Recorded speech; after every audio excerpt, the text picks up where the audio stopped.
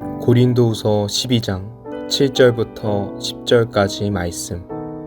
가시 속의 은혜의 감사.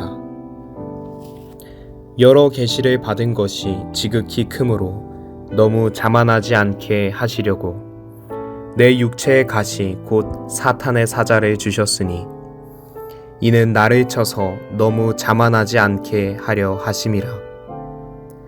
이것이 내게서 떠나가게 하기 위하여 내가 3번 주께 간구하였더니 나에게 이르시기를 내 은혜가 내게 족하도다. 이는 내 능력이 약한 데서 온전하여 짐이라 하신지라. 그러므로 도리어 크게 기뻐함으로 나의 여러 약한 것들에 대하여 자랑하리니 이는 그리스도의 능력이 내게 머물게 하려 함이라. 그러므로 내가 그리스도를 위하여 약한 것들과 능욕과 궁핍과 박해와 곤고를 기뻐하노니 이는 내가 약한 그때의 강함이라. 아멘. 오늘 설교는 바울이 가지고 있던 가시에 대한 이야기를 제가 해드리려고 합니다. 이 바울이 가지고 있던 가시는 분명합니다. 육체적 질병, 그러니까 안질, 간질도 얘기하지만 대부분의 신학자는 저도 그렇게 생각하는데 안질의 질병이 바울이 가지고 있던 육체적 가시가 맞습니다. 그런데 그 가시만이 그 육체적 질병만이 가시가 된 게 아니고 제가 오늘 좀 또 다른 시각 하나를 여러분들에게 드리려고 하는데 신방전도사님들이 이렇게 신학원을 공부하시고 이제 신방전도사님들이 되시는 그런 이제 그 신학교가 지방마다 있고 또 서울에도 있어요. 이제 서울 감리교 신학원이라고 하는 곳인데 제가 거기서 2년 반 정도 강의를 한 적이 있어요. 근데 제가 바울의 가시에 대한 과제물을 드렸는데 그분들은 이게 다 늦게 소명을 받고 신방전도사 이제 되려고 공부하러 온 분들이잖아요. 이게 사연도 참 많은 것 같아. 근데 유독 과제물 하나 가운데 제가 눈에 띈 게 뭐냐면 바울의 그 가시를 뭐로 연결했냐면 고독으로 연결하더라고요. 고독. 육체적 질병도 맞지만 그분의 그 삶의 이 과제물을 낸 분의 그 삶의 사연들이 있었던 것 같고, 그리고 그 속에 이제 고독, 그것과 바울의 가시하고 그렇게 연결하는 이제 과제물을 아직도 이제 제가 기억을 하는데, 여러분 이런 마음을 가지고 그러니까 육체적 질병뿐만 아니라 그 고독이라고 하는 가시, 그 시각을 가지고 그런 마음을 가지고 오늘 말씀을 들으면 또 실제적인 은혜가 될 줄로 믿습니다. 12장 14절, 자 14절 말씀이에요. 같이 읽어주시다. 보라, 내가 이제 3번째 너희에게 가기를 준비하였으나 너희에게 폐를 끼치지 아니하리라. 내가 구하는 것은 너희의 재물이 아니요 오직 너희니라. 어린아이가 부모를 위하여 재물을 저축하는 것이 아니요 부모가 어린아이를 위하여 하느니라. 아멘. 그러니까 사도 바울은 3번째 고린도 교회 방문을 원했어요. 근데 그 길이 좀 잘 열리지 않았던 것 같아요. 지금 이 12장까지도 보면. 근데 그 고린도 전서가 있고 고린도 후서가 있단 말이에요. 그러니까 2개의 편지가 고린도 교회에 보내진 거고, 또 고린도 전서 쓰기 전에 하나의 편지가 고린도 교회에 전해졌다, 그런 얘기도 있고, 고린도후서 2장 4절에 보면 눈물의 편지라고 하는 고린도전서 후서 말고 또 다른 편지가 있는 것은 분명한 거예요. 그러니까 고린도 교회를 향하여 바울이 3번이나 4번의 편지를 보냈던 거예요. 고린도 교회는 여러분들 너무 잘 알듯이 문제가 많은 교회, 아주 그냥 문제로 가득한 교회. 그러다 보니까 그 문제 때문에 진통이 아주 굉장했어요.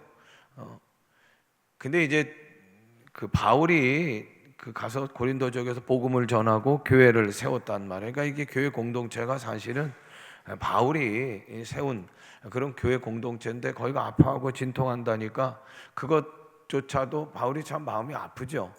근데 그것뿐만 아니라 그 진통하는 속에서 거론되는 이름이 누구냐면 자신이야. 바울에 대한 얘기들이 막 나오는 거예요.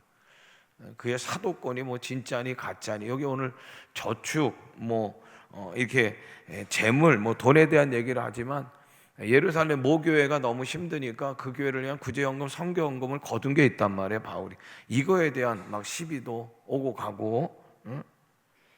그래서 이 문제를 가지고, 이 진통을 가지고 바울이 아무튼 다방면으로 좀 오해도 풀려고 하고, 그리고 고린도 교회 진통을 좀 이렇게 수그러뜨리려고 하는 노력들을 많이 해. 그 속에서 뭐 편지도 쓰고 뭐 사람들을 통해서도 그런 마음들을 전하고 하지만, 중요한 게 뭐냐면 그게 잘 풀리질 않아. 오히려 더 문제가 꼬여. 그리고 더 상처만 더 막 이렇게 돋구는 일들이 되고 마는 거예요. 감정만 더 상하게 되는 결과를 가져오는, 그게 너무 마음이 아픈 거예요. 그래가지고 눈물의 편지를 써요. 편지를 쓸 때 눈물이 뚝뚝뚝 떨어졌다고 하는데, 그 눈물의 편지를 써가지고 디도라고 하는 바울의 제자에게 두 손에다 꽉 쥐어지고 고린도 교회에 가서 이 편지로 내 마음을 좀 전해달라. 그 디도가 간 거예요. 그리고 이제 에베소에서 이제 그 고린도후서를 쓰게 되는데, 눈물의 편지를 쓰게 되는데, 그 이제 눈물의 편지를 보내고 나서 가슴 졸이면서 그 답장을 기다리는 거예요. 그 편지를 읽고 고린도 교인들이 어떻게 마음들이 좀 누그러질까? 그동안 좀 오해들은 풀릴까? 뭐 그런 기대를 가지고, 조바심을 가지고 기다리는 거예요. 근데 이제 에베소에서 적지 않은 문제가 일어나서 거기를 이제 나오게 되고, 그래서 떠나는 방향을 어디로 정했냐면 디도가 오는 길 쪽으로 에베소 교회에서 떠나는 방향을 정하는 거예요. 그래서 어디 마케도니아라고 하는 곳에서 드디어 디도를 만나는데, 디도가 전해준 소식이 얼마나 큰 위로가 되는지 몰라요. 아유, 문제가 풀려가고 있습니다. 은혜 안에서 회복되고 있습니다. 이 얘기를 듣고 너무너무 위로가 되는 거예요. 그리고 이제 내가 세 번째 가가지고 얼굴과 얼굴을 맞대고 이런 분위기니까, 풀려가는 분위기니까 내가 그냥 속 시원하게 그동안 그냥 회포를 풀리라. 그래서 세 번째 방문을 기다리면서 이런 배경을 가지고 이제 편지를 쓰게 되는데, 그게 뭐냐면 오늘 우리들이 읽은 이 고린도 후서라고 하는 편지의 내용이 되는 거예요. 근데 이제 12장에 오니까 바울의 가시에 대한 얘기가 나와요. 이게 이제 육체적 질병, 안질 때문에 그 가시는 막 찌르는 거잖아요. 여러분, 조그만한 가시도 이 손톱 같은 데 베끼면 얼마나 아프고 얼마나 신경 쓰이는지 몰라요. 근데 육체적 가시, 안질 때문에 바울이 너무 괴롭고 아픈 거예요. 그런데 이것만이 바울에게 찌르는 가시가 아니고, 바로 이 고린도 교회의 진통, 그 속에서 자기 이름들이 거론되고 풀리지 않고 다시 상처들만이 계속 생기고, 그런 오해들, 그리고 직접 방문해서 좀 풀어주고 싶지만 그렇지 못하고 길이 안 열리고 답답함, 그 속에서 바울의 지독한 고독, 이런 것들이 오늘 우리들이 또 다른 시각으로 봐야 할 바울의 가시라는 거예요. 구약에서 가시의 사람 또 한 사람 발견하면 모세입니다. 모세는 가시떨기 나무에서 하나님을 만나는 거예요. 성경은 떨기나무라 그랬지만 사도행전 7장 30절에 보면 가시떨기 나무 그랬는데, 이건 스네, 가시떨기 나무, 이게 가시덤불, 이 스네의 표현이 맞는 거예요. 언제 모세가 가시떨기 나무에서 하나님을 만나냐면 인생 80세. 그 전에 그가 어디 있었습니까? 궁전에서 아주 뭐 부러울 것 없이 그렇게 살았어요. 그런데 갑자기 광야로 내몰리고 그 속에는 아무도 없는 거예요. 혼자 고독한 광야, 그 속에서 가시떨부 나무에서 하나님을 만나요. 소명을 받는 거, 하나님의 부르심을 받는 거죠. 양을 돌보다가 가시덤불에 불이 붙은 거예요. 이 가시덤불에 불 붙는 거는 광야에서는 흔한 일이에요. 아주 바싹 말았으니까 조금만 마찰만 생기면 막 불이 붙는 거예요. 근데 문제는 뭐냐면 그 가시떨기 나무에 불이 붙으면 훅 하고 꺼져요, 금방. 아니, 저기 가시떨기도 불이 붙어서 아예 훅 하고 꺼질 줄 알았는데 꺼지지 않는 거예요. 꺼지지 않는. 그게 이상한 거예요. 그게 한참을 봐도 꺼지질 않는 거예요. 그게 도대체 무슨 일인가 하고 가까이 가서 거기서 하나님의 소명을, 하나님의 부르심을 하나님을 만나는 그 일을 경험하게 되는 거예요. 아니 왜 안 타지? 안 타자고 가까이 가는데 하나님께서 모세를 불러요. 모세야. 왜 하나님은 그 많은 나무 중에 가시떨기 나무를 통하여 이 모세를 부르시고 모세를 만나주는가? 가시나무는요, 나무 중에도 가장 고독한 나무. 광야에는 다른 나무 뭐 있겠지만 뭐 없어요. 거의 그냥 나무 있다고 하면 가시나무 하나 있는 거, 가시떨기 나무. 그러니까 고독한 거고, 새가 있다고 그래도 별로 없는데 와서 가시가 있으니까 깃들이지도 못하는 거고, 귀한 목재로도 사용되지 못하고 고독한 나무가 가시떨기 나무예요. 광야에서 홀로 고독하게 40년, 그러니까 그 나이가 지금 80세가 된 거예요. 가시나무가 모세의 고독을 대변하고 그 고독 속에서 찾아오신 하나님, 바울로 돌아옵니다. 사도 바울은 위대한 하나님의 종입니다. 그런데 바울이 되기 전에 그의 인생은 다른 인생이 있었어요. 그게 사울이라는 인생. 예수 믿는 사람들을 핍박하고 잡아다가 죽이는 일에 앞장섰던 사울이, 다메섹이라고 하는 시리아의 수도 다마스커스에 그 이방 나라까지 가가지고 예수 믿는 사람들을 잡아들이는 그런 열심이 바울에게 있었어, 사울에게 있었어.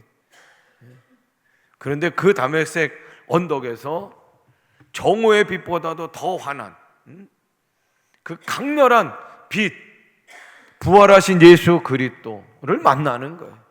아니, 부활하신 예수님이 바울을 사로잡는 거예요. 그 강렬한 빛 앞에 그의 눈이 멀게 되고, 그 이후에 바울은 완전히 인생이 바뀌는, 예수님을 핍박하던 인생에서 예수님을 섬기고 자랑하고 전하는 예수 그리스도의 종이 된 줄로 믿습니다. 성서학자들은 그가 네로 황제 때에 순교했다 그러잖아요. 이제 성서학자들은 그가 60세다. 그러면은 30세는 예수 그리스도를 핍박하는 자였다고 하면 남은 30년은 예수 그리스도를 전하는, 오직 예수 그리스도만을 전하는 예수 그리스도의 신실한 종으로서의 30년이다. 신약 성경 27권인데 13권을 바울이 적고, 히브리서도 절대적인 바울의 영향력이 있으니까 14권이라고 얘기하면 24권 중에 14권이라고 하는 신약 성서를 질 정도로 위대하게 쓰임 받았던 바울이, 소아시아, 지금 이제 튀르키예, 터키, 그리고 유럽에까지 가는 곳곳마다 복음을 전하고, 그리고 공동체 교회를 세우고 제자들을 만들어낸 위대한 사도 바울. 사도행전 19장 12절입니다. 사도행전 19장 12절 같이 읽어요. 심지어 사람들이 바울의 몸에서 손수건이나 앞치마를 가져다가 병든 사람에게 얹으면 그 병이 떠나고 악기도 나고, 이렇게 아주 정말 위대한 바울이었어요. 그럼에도 불구하고 자기 자신이 가지고 있는 육체적 질병 가시는 해결하지 못한, 고린도 교회하고의 갈등과 오해, 아픔 속에서 오는 지독한 고독은 해결하지 못하고 전전긍긍하는 바울이에요. 얼마나 아프고 얼마나 괴로웠든지 하나님 앞에 3번씩 기도하는, 사도의 기도는 한 번의 기도가 40일이라 40일 기도를 3번씩 드리는 거예요. 그런데도 하나님은 응답하시지 않아요. 가시를 제거해 주지 않아요. 그 고통이 여전히 계속되는 거예요. 여러분, 그렇다고 하면 이 바울의 기도는 응답받지 못했던가? 그 말씀을 드리려고 하는 게 아니에요. 더 좋은 응답을 받은 거예요. 고린도 교회를 방문해서 깨끗하게 정말 얼굴과 옷구를 막대고 그냥 허심탄회하게 다 모든 걸 풀고 싶고, 관계도 온전하게 회복되길 기대하며 3번째에 고린도 교회 방문을 원하지만 자꾸 막히는 거예요. 자꾸 여의치 않은 거예요. 그러다 보니까 여전히 마음이 조바심이 생기고 또 고독도 계속되는 거예요. 그런 가운데 그럼에도 불구하고 더 크고 놀라운 그 한 가지 사실을 바울이 깨닫게 되는데, 내가 정해놓은 것만 이루는 것이 응답이 아니구나. 응답은 하나님의 응답이구나. 그게 뭐예요? 9절부터 10절. 자, 오늘 말씀 보세요. 9절 10절 같이 읽어요. 나에게 이르기를 내 은혜가 내게 족하도다. 이는 내 능력이 약한 데서 온전하여 짐이라 하신지라. 그러므로 도리어 크게 기뻐함으로 나의 여러 약한 것들에 대하여 자랑하리니 이는 그리스도의 능력이 내게 머물게 하려 함이라. 그러므로 내가 그리스도를 위하여 약한 것들과 능욕과 궁핍과 박해와 곤고를 기뻐하노니 이는 내가 약한 그때에 강함이라. 아멘. 이제 7월이 내일부터 시작되고 여름 휴가가 본격적으로 시작될 텐데 제가 두 가지 책을 좀 소개하려고 그래요. 벌써 나왔네. One Way Love. 이건 우리나라로 번역된 건 은혜의 순간이고, 조금 이따 보이시죠. 너무 급하다. 은혜의 순간 위에는 녹초가 된 당신에게 찾아온 은혜의 순간이라. 이건 튜리안 치바진 목사님이 쓴 책이에요. 은혜의 순간이고, 뭐 악종막과 더 소개됐지만 또 하나의 책은 약함의 자리라는 책이에요. 이건 마이클 호튼 교수, 미국의 그 아주 유명한 조직 신학자 가운데 하나인 마이클 호튼 교수가 쓴 책인데, 이 두 가지 책을 제가 소개해 드릴게요. 꼭 7월에 또 더울 때 읽어보시면 좋을 것 같고요. 트리안 차비진 목사님이 쓴 은혜의 순간에는 이런 이야기가 있어요. 우리가 약하고 무능하다는 사실을 아는 것이 은혜이다. 강하고 능하신 하나님이 더 선명하게 보이기 때문이다. 주여, 나는 아무것도 아닙니다. 주님만이 나의 모든 것이 되십니다. 그러면 우리는 다 가진 것이다. 아멘. 그 마이클 호튼 이 약함의 자리라는 책은 언제 쓰였냐면 그 아버지가 뇌종양이었대요. 그래서 머리부터 이렇게 차츰차츰 이제 죽어 들어가는 그런 병에 걸렸는데, 그렇게 아버지가 뇌종양에 걸려서 머리부터 차츰차츰 발끝까지 죽어져가는 아버지의 모습을 보면서 내가 그래도 대학 교수고 목사인데 근데 아무것도 못하는 거야. 어떻게 아무것도 도와줄 수 없는 이 아들, 좀 기가 막히고 초라한 거죠. 그러다가 이제 아버님 보살피다가 어머님도 풍으로 쓰러져서 두 분이 누워 있는 거예요. 참 이게 기가 막힌 거죠. 아내가 계속 유산을 했는데 아기가 생겼어요. 그런데 세 쌍둥이요. 20주 만에 조산을 했는데 50g, 500g, 500g, 500g 인큐베이터 안에서 간신히 아슬아슬하게 그러고 있는 거. 이게 얼마나 기가 막힌지. 하늘을 쳐다보면서 얼마나 기가 막힌지 하늘을 쳐다보면서 허허 하고 웃었다는 거. 그런 고난의 과정을 겪으면서 엮은 책이 뭐냐면 약함의 자리. 여기엔 이런 내용이 있어요. 우리는 건강, 부자, 행복, 완전한 가정, 부강한 나라, 그 능력의 자리에서 하나님을 찾는다. 그러나 하나님은 세상의 약함과 고통 중에서 우리를 찾아오신다. 우리가 자신에 대해 절망할 때, 정말 기가 막혀서 아무 말도 할 수 없을 때 하나님의 거룩한 현존에 설 기회를 얻고 우리는 비로소 하나님을 볼 수 있게 된다. 약하다고, 고독하다고, 기가 막힌다고 주저앉지 마라. 우리의 약함은 하나님께서 당신의 능력을 보여줄 수 있는 기회가 된다. 아멘. 여러분, 가시는 우리를 찔러 약하게 하고 힘들게 하지만, 그러나 여러분, 우리가 오늘 봐야 할 아주 중요한 사실 하나는 뭐냐면, 그 약할 때가 하나님께서 가장 강하게 우리 가운데 역사하시는 때임을 우리가 기억해야 될 줄로 믿습니다. 왜 하나님은 하필이면 모세를 가시떨기 나무에서 만나실까? 고독이 하나님께서 나타나시고 우리를 만져주시는 좋은 여건이 되고 좋은 장소가 된다라고 하는 사실을 우리들이 기억할 수 있기를 바랍니다. 그게 바울이 깨달은 거예요, 그거를. 그래서 고독이 가시가 은혜가 되고 있다라고 하는 그 고백을 하고 있는. 탕자가 얼마나 고독합니까? 그렇게 많은 친구들이 있었어요. 그렇게 그를 즐겁게 하는 많은 것들이 세상에 있었어요. 그런데 어느 날 그 곁에는 아무도 없는 거예요. 세상은 돈 따라가고 이권 따라 움직이는 거잖아요. 다 떨어지고 나니까 그렇게 자기를 최고라고 여겼던 모든 사람들 하나도 없는 거야, 하나도 없는. 다 떠나고 다 나몰라라 하는, 어디까지 내몰리냐면 돼지 우리까지 가서 돼지 취급받는 거예요. 지독한 고독에 갇히는 거예요.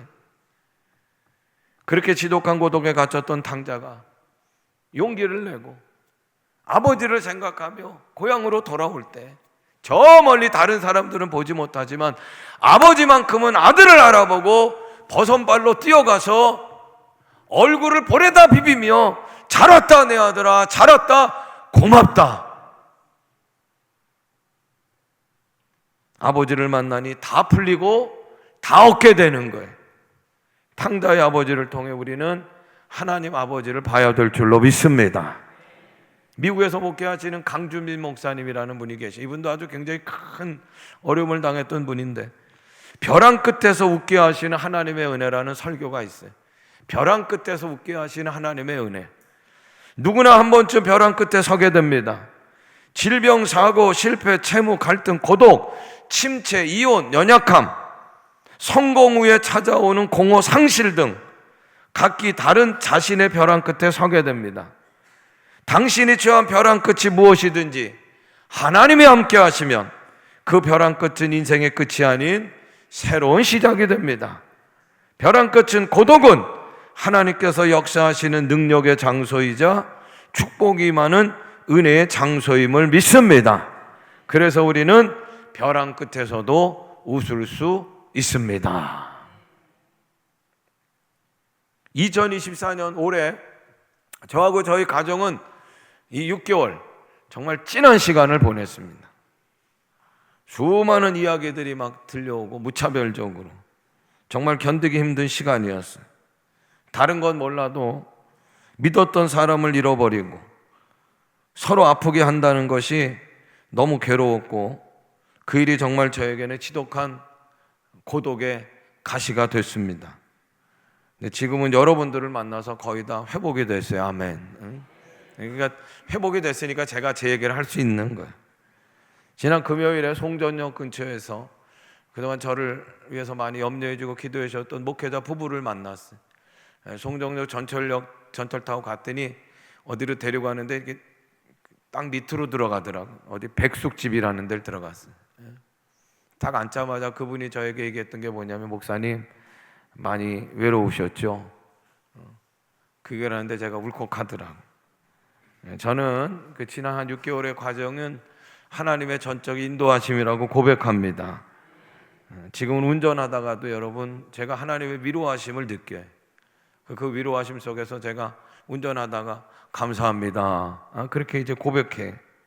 하나님께 감사드리고 여러분들에게 감사드리고, 가시가 은혜가 되었고 가시가 감사가 된 줄로 믿습니다. 야곱이 고향을 돌아올 때 막 그냥 그 나팔수들을 앞장 세우고 막 돌아와요. 말 그대로 금이환영한 거예요. 금이환영. 그런데 어디까지 그 나팔 소리가 막 크게 울렸냐면 야복강 다다를 때까지. 근데 야복강에 도달할 때는 그 나팔 소리가 멈춰져요. 왜냐하면 야복강 너머에 형에서가 400명의 군대를 데리고 너 넘어오기만 해봐라, 복수하려고. 그 세월이 어딘데 그 잊어버리지 못하고 넌 죽여버리겠다, 그리고 있는 거예요. 그러니까 그냥 야곱이 한장 긴장하고 책사, 말 잘하는 사람을 보내서 형을 설득하게 하지만 안 돼.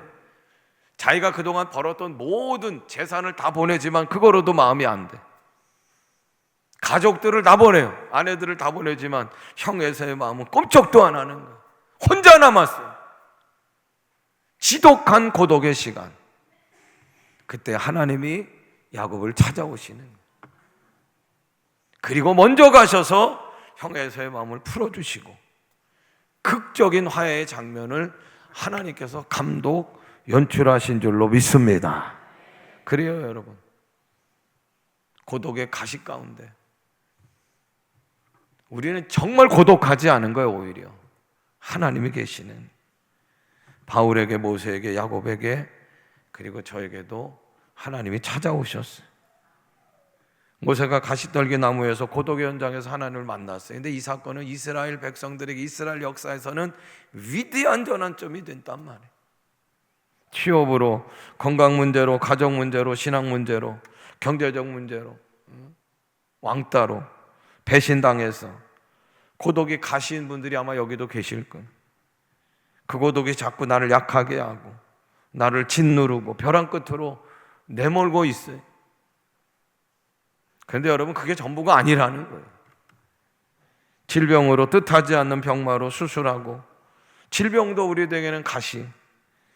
근데 어쩌면 더 힘든 것은 지독한 고독일지 몰라요. 나만, 왜 내 자녀만, 내 가족만 이런 어려움을 당해야 되는가? 근데 그것만이 아니라는 거예요. 그것만. 여러분들의 고독은 지금 하나님께서 여러분들을 찾아가시는 좋은 여건이 되는 줄로 믿습니다. 그래서 그것이 따라합니다. 은혜입니다. 우리 찬양팀 앞으로 나오시죠.